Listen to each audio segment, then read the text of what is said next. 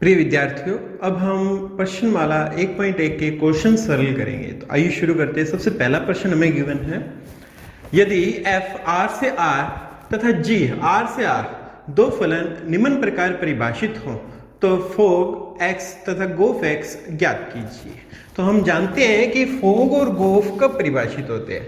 Fog x और गोफ x ये दोनों कब परिभाषित होंगे। ये फोग x तब परिभाषित होगा यदि ये g फलन का परिसर या फिर सह प्रांत उपसमुच्चय हो f के प्रांत का। ओके, अगर g का परिसर या सह प्रांत अगर f के प्रांत का उपसमुच्चय है तो फोग परिभाषित होता है। ठीक इसी प्रकार गोफ कब परिभाषित होता है। गोफ परिभाषित होने के लिए f का परिसर या फिर सह प्रांत ये उपसमुच्चय होना चाहिए g के प्रांत का। ठीक है, उसी सिचुएशन में गोफ परिभाषित होगा। तो हम यहां देखते हैं, इसका हल शुरू करते हैं। इसका पहला भाग, ठीक है, पहला भाग हमें दिया गया f(x) = 2x + 3 और gx है वो हमें दिया गया है x² + 5 और f फलन है वो भी r से r में है और g फलन है वो भी r से r में है। तो हम देखते हैं कि ये दोनों कंडीशन ही सेटिस्फाई हो रही है कि f का परिसर या फिर सह प्रांत g के प्रांत का उपसमुच्चय है, यानी कि यहां में गोफ भी परिभाषित होगा और फोग भी परिभाषित होगा।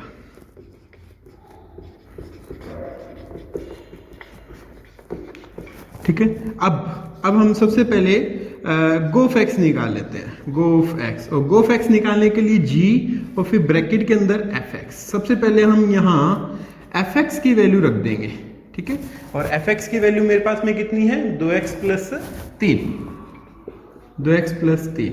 अब हम g फलन लेंगे। g फलन के अंदर ये वैल्यू रखनी है x की जगह, और g फलन मेरे पास में है x² + 5। तो मैंने x की जगह रखना है 2x + 3। तो ये हो गया मेरे पास में 2x + 3 का स्क्वायर प्लस 5। ठीक है, अब इसे सरल कर लेते हैं हम। इसे सरल किया तो ये आ गया 4x² प्लस 3 दूनी 6 दूनी 12x और प्लस का 9 और प्लस का 5, और इसे और सरल किया हमने तो ये आ गया 4x² प्लस 12x और प्लस 14। ठीक है, ये तो मेरे पास में गोफ x आ गया। अब मैं फोग x और निकाल लेता हूं।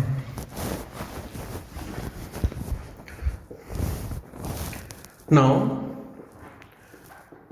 फोग x, और ये ज्ञात करने के लिए f फलन के अंदर मैंने gx फलन को रखना है। तो f फलन के अंदर सबसे पहले gx की वैल्यू रखिएगा, और gx की वैल्यू मेरे पास में इसके लिए कितनी है, x² + 5। ठीक है, अब हमने f फलन के अंदर ये वैल्यू रखनी है, और f फलन मेरे पास में ये, इसके अंदर x के स्थान पर हमने x² + 5 रखना है, यानी कि ये हो गया 2x² + 5 और प्लस 3। ठीक है, इसे सरल कर लिया तो 2x² + 10 और प्लस का 3, तो ये आ गया 2x² + 13। ओके, अतः गोफ x, इसकी वैल्यू तो आई थी मेरे पास में 4x² + 12x और प्लस का 14, और फोग x इसकी वैल्यू आई है मेरे पास में 2x² + 13। ओके, इसी प्रकार से हम इसका सेकंड भाग भी सरल करेंगे। तो आइए सरल करते हैं इसे।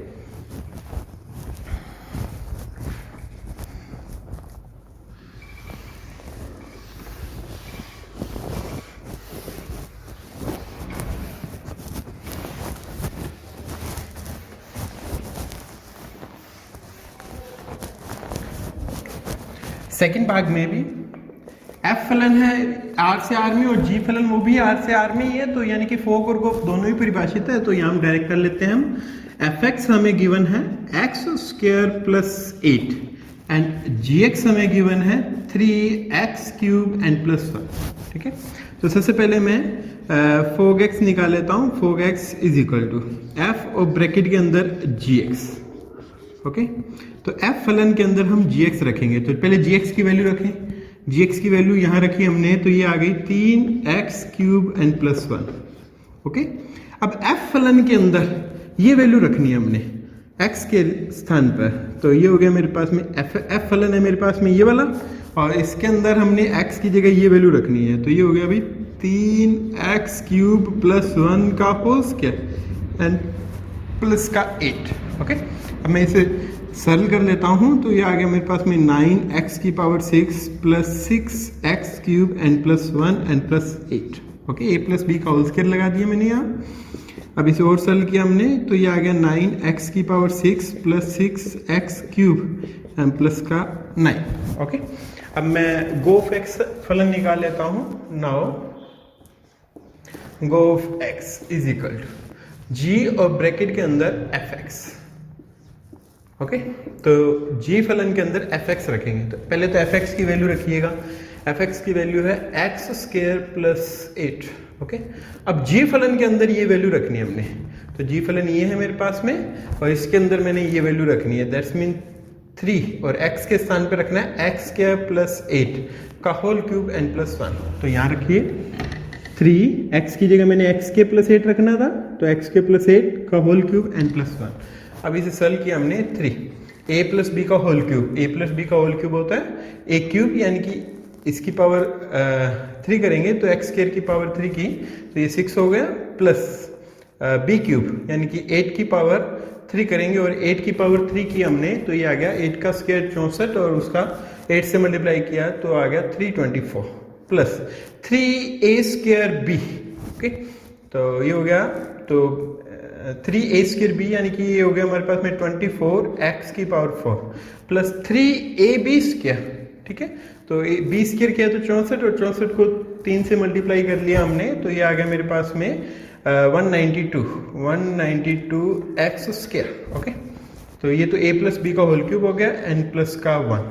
नाउ अब इसे और सरल कर लेते हैं, ये आ गया मेरे पास में 3x की पावर 6 प्लस 3 से मल्टीप्लाई किया इसे, तो 972।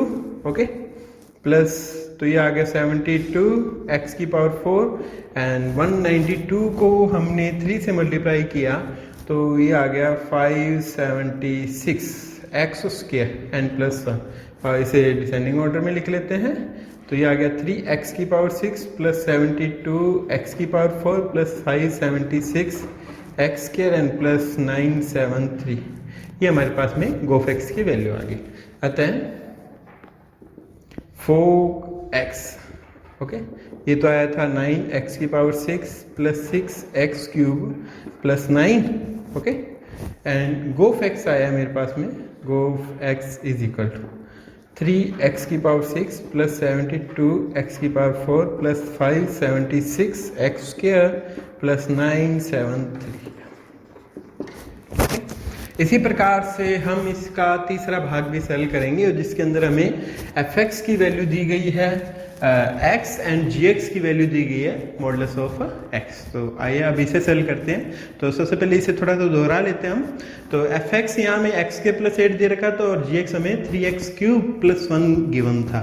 तो चूंकि यहाँ फोग और गोफ दोनों ही परिभाषित है, f r से r में था और g भी r से r में था, तो सबसे पहले हमने फोग x निकाल लिया। फोग x निकालने के लिए f फलन के अंदर gx है, ठीक है, पहले gx की वैल्यू रख ली हमने, gx की वैल्यू ये थी मेरे पास में। अब f फलन के अंदर ये वैल्यू रखनी है, f फलन ये मेरे पास में x की जगह ये रखना है, तो x स्क्वायर था यहाँ, तो इसका स्क्वायर हो गया n प्लस 8। ओके, अब इसे सोल्व कर लिया, a प्लस बी का होल स्क्वायर लगाया हमने, तो ये मेरे पास में वैल्यू आ गई। ठीक इसी प्रकार से गो ऑफ x निकाला मैंने। ओके, तो g फलन के अंदर fx, तो fx की वैल्यू रखी सबसे पहले तो x स्क्वायर प्लस 8, एंड फिर g फलन के अंदर x स्क्वायर प्लस 8 रखना है, यानी कि x के स्थान पर हमने x स्क्वायर प्लस 8, तो यहाँ रखेंगे x square plus 8, that's mean 3 into x square plus 8 का whole cube and plus 1। Okay, और इसे सोल्व किया हमने, तो a प्लस बी का होल क्यूब का फॉर्मूला लगाया, इसे सोल्व किया और दोनों की वैल्यूज आ गई। अब मैं इसका तीसरा भाग सरल करता हूँ, जिसके अंदर fx is equal to x given है and gx is equal to modulus of x given है। तो आइए शुरू करते हैं इसका तीसरा भाग।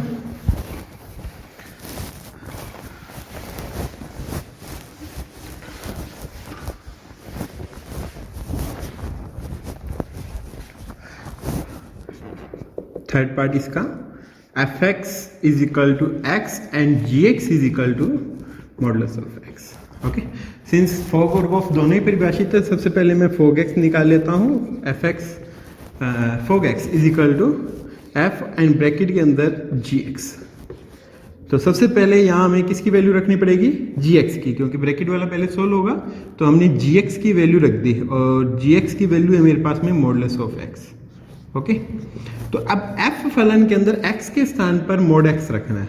ठीक है, तो ये हो गया मेरे पास में, यहाँ एफ एक्स की वैल्यू एक्स ही है तो एक्स के स्थान पर मोड एक्स रखना था, तो ये मॉडुलस ऑफ एक्स ही आ गया। ओके, और इसी प्रकार से गोफ एक्स निकाल लेता हूँ। गोफ एक्स इज इक्वल टू जी और ब्रैकेट में एफ एक्स। तो सबसे पहले मैंने एफ एक्स फलन की वैल्यू रखी। एफ एक्स की वैल्यू है मेरे पास में एक्स और ये जी एक्स बना और जी एक्स की वैल्यू मॉडुलस ऑफ एक्स। ठीक है, अतः फोग एक्स ये भी मेरे पास में मॉडुलस ऑफ एक्स आया एंड गोफ एक्स ये भी मेरे पास में मॉडुलस ऑफ एक्स आया। ओके, अब हम इसका फोर्थ पार्ट करते हैं। फोर्थ पार्ट में हमें गिवन है f x is equal to x square plus 2x n plus 3 and g x is equal to हमें गिवन है 3x माइनस 4। ठीक है, आइए इसे सॉल्व करें। तो क्योंकि फोग और गोफ दोनों ही परिभाषित है तो मैं सबसे पहले फोग x निकाल लेता हूँ। Fog x is equal to, तो ये कैसे निकालेंगे, f एंड ब्रैकेट के अंदर gx। सबसे पहले मैं gx की वैल्यू रखता हूँ यहाँ। ओके, तो gx की वैल्यू कितनी है मेरे पास में 3x माइनस 4। ओके, ये gx की वैल्यू यहाँ रखी। अब हम क्या करेंगे कि f फलन के अंदर ये जो f फलन है, ओके, इसके अंदर x के स्थान पर ये रखना है। दैट्स मीन x की जगह मैं 3x माइनस 4 रखूंगा तो ये हो गया 3x माइनस 4 का whole square plus 2 into 3x minus 4 और प्लस का 3। ओके, ये f फलन के अंदर हमने 3x माइनस 4 किया। अब इसे सोल्व किया हमने तो ये हो गया 9x square plus 16 and minus 4 3 12 12 दूना 24x एंड प्लस का 6x और माइनस का 8 एंड प्लस का 3। अब इसे सोल्व कर लेते हैं तो 9x स्क्वायर 24x माइनस के और 6x प्लस के है तो ये हो गया माइनस के 18x और 16 प्लस के 8 माइनस के 8 8 बचा और 8 और 3 11। ओके, ये तो मेरे पास में फोग एक्स आ गया है। अब मैं इसी प्रकार से गोफ एक्स और निकाल लेता हूँ। नाउ गोफ एक्स इज इक्वल टू जी और ब्रैकेट में एफ एक्स। ओके, तो जी फलन के अंदर सबसे पहले एफ एक्स की वैल्यू रखिए। एफ एक्स की वैल्यू है x square plus 2x n plus 3। Okay, ये एफ एक्स की वैल्यू हमने यहाँ रख दी। ओके, अब हम करेंगे कि जी फलन के अंदर ये वैल्यू रखनी है, x के स्थान पर ये वैल्यू रखेंगे तो ये यहाँ रखेंगे हम, तो ये हो गए भी 3x square plus 2x n plus 3 and minus का 4। ओके, अब इसे सोल्व कर लेते हैं हम। तो आ गया 3x square plus 6x plus 9 and minus का 4। इसे सोल्व किया तो ये आ गया 3x square plus 6x and plus का 5। ये आंसर। ओके, ठीक है भी। तो हमें फोग और गोफ कब परिभाषित होते हैं इस बार इसकी जानकारी होनी चाहिए। फोग फलन परिभाषित होने के लिए जी का परिसर या सहप्रांत एफ फलन के प्रांत का उपसमुच्चय होना चाहिए। ये किसके लिए गया है, मैंने ये कहा है फोग फलन के लिए। और गोफ के लिए भी इसी प्रकार से, गोफ के लिए क्या होना चाहिए, गोफ फलन के लिए एफ का परिसर या फिर सहप्रांत, ओके, जी के प्रांत का उपसमुच्चय होना चाहिए। ठीक है, तो यहाँ ये दोनों ही आर से आर में थे तो इसलिए मैंने इन चारों फलनों के लिए, चारों क्वेश्चंस के लिए फोग और गोफ दोनों की वैल्यूज फाइंड कर ली। अब हम इसके दूसरे क्वेश्चन पे चलेंगे। तो आइए शुरू करते हैं इसका दूसरा क्वेश्चन। तो आइए अब हम इस प्रश्न को सॉल्व करते हैं। और इस प्रश्न में कहा गया है यदि ए समुच्चय हमें गिवन है जिसके अंदर 3 ही एलिमेंट है ए बी और सी, और बी समुच्चय है जिसके अंदर यू वी और डब्ल्यू ये 3 एलिमेंट है। एफ फलन है वो ए से बी में है और जी फलन है वो बी से ए में है। हल शुरू करते हैं हम इसका। एफ तो था ए से बी के अंदर और जी फलन है बी से ए के अंदर। तो हम यहां देखते हैं कि इस एफ का जो सहप्रांत है वो जी के प्रांत का उपसमुच्चय है, इसलिए गोफ फलन परिभाषित होगा, और गोफ फलन कहां से होगा? गोफ फलन ए से ए में होगा। तथा इसी प्रकार से हम देखते हैं कि जी का जो सहप्रांत है वो एफ के प्रांत के समान ही है, उपसमुच्चय है, इसलिए फोग फलन परिभाषित होगा और वो कहां से कहां तक होगा? बी से बी में होगा। ओके, तो नाउ हमें f की वैल्यू ये गिवन थी, दैट्स मीन एफ ए की वैल्यू है वो तो v है, एफ बी की वैल्यू है वो u है, और एफ सी की वैल्यू है वो w है। तथा इसी प्रकार से g की वैल्यू ये गिवन थी, दैट्स मीन g u की वैल्यू है वो तो b है, और g v की वैल्यू है वो a है, और g w की वैल्यू है वो c है। ओके, नाउ गोफ फलन ज्ञात करूंगा मैं। नाउ गोफ फलन ज्ञात करना है हमने, तो गोफ कहाँ के लिए ज्ञात करना है? ए के लिए ज्ञात करना है, ए समुच्चय के लिए। तो हम गोफ ए के लिए ज्ञात करेंगे। तो ए समुच्चय के अवयव कौन कौन से हैं? ए, बी और सी। तो गोफ ए की वैल्यू फाइंड करूंगा मैं, इसी प्रकार से गोफ बी की वैल्यू फाइंड करूंगा, और गोफ सी की वैल्यू फाइंड करूंगा। तो ये तीनों वैल्यूज फाइंड करनी है मैंने। तो ये वैल्यू फाइंड करने के लिए जी और ब्रैकेट में एफ ए। तो सबसे पहले तो एफ ए की वैल्यू रखिएगा, तो एफ ए की वैल्यू कितनी है? वी है। तो अभी जी वी की वैल्यू रखिएगा ए, यानी कि गोफ ए की वैल्यू ए ही आ गई। इसी प्रकार से गोफ बी की वैल्यू फाइंड करता हूं, तो जी ब्रैकेट में एफ बी। ओके, तो पहले तो एफ बी की वैल्यू रखिएगा, एफ बी की वैल्यू मेरे पास में है यू। ओके, तो ये आ गया जी यू बना, जी यू की वैल्यू है पी। ओके, इसी प्रकार से गोफ सी ज्ञात करते हैं अपन, तो जी ब्रैकेट में एफ सी।